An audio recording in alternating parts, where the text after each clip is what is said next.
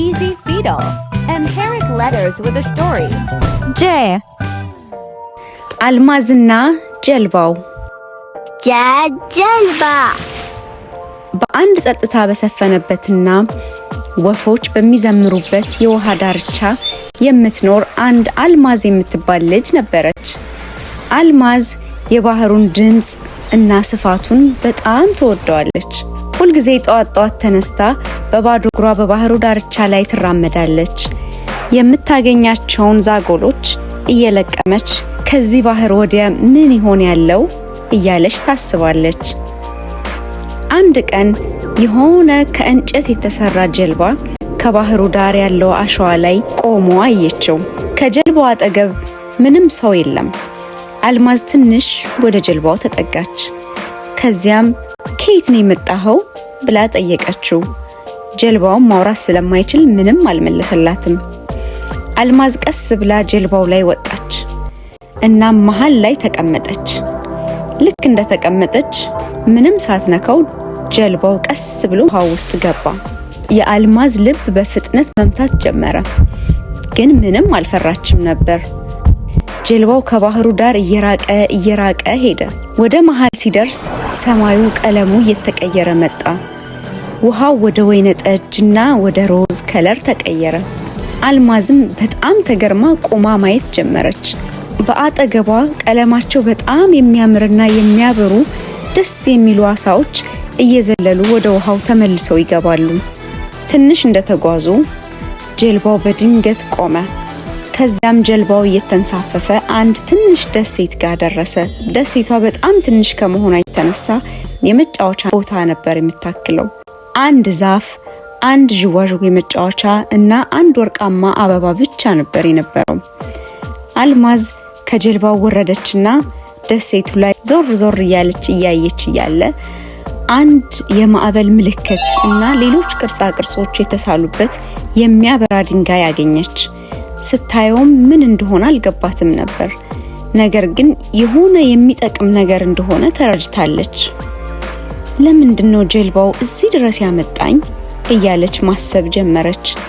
አልማዝ የሆነ ነገር አስቀምጣ መሄድ እንዳለባት ተሰማት።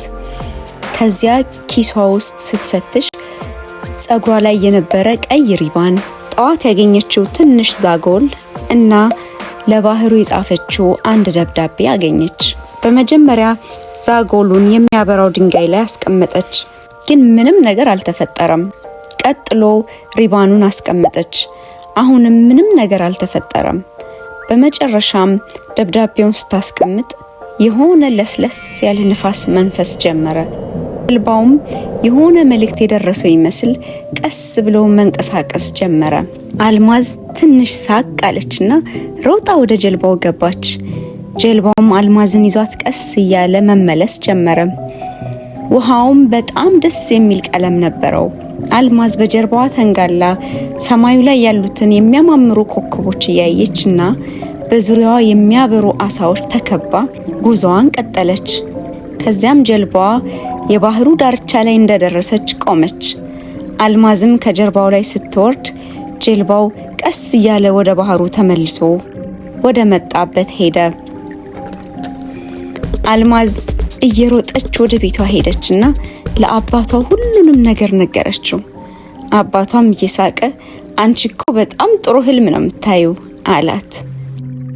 የዛን ቀን ማታ አልማዝ አልጋዋ ላይ ተኝታ የሚያበራው ድንጋይ ላይ አስቀምጣው የነበረውን ሪባን በመስኮቷ ላይ ታስሮ አየችው።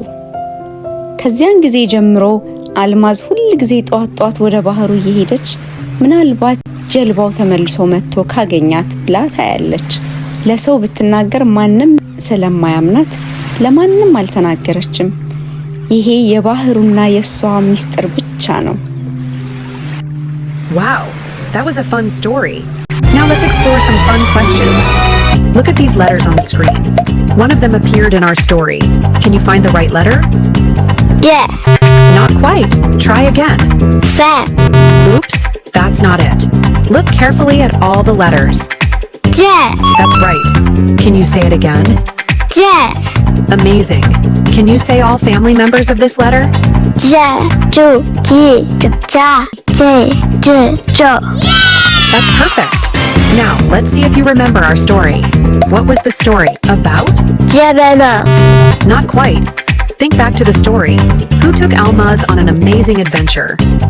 ጀልባ Yes, that's right. Can you say that again? ጀልባ Amazing. Let's learn more words that start with this letter. Can you think of any more words that start with this letter? ጀበና Great thinking. Now let's practice writing the letter. Can you draw it in the air with your finger? ጀ Awesome. Keep practicing. Write today's letter in the comment if you learned something new today. You did an amazing job today. I'll see you next time for another fun adventure.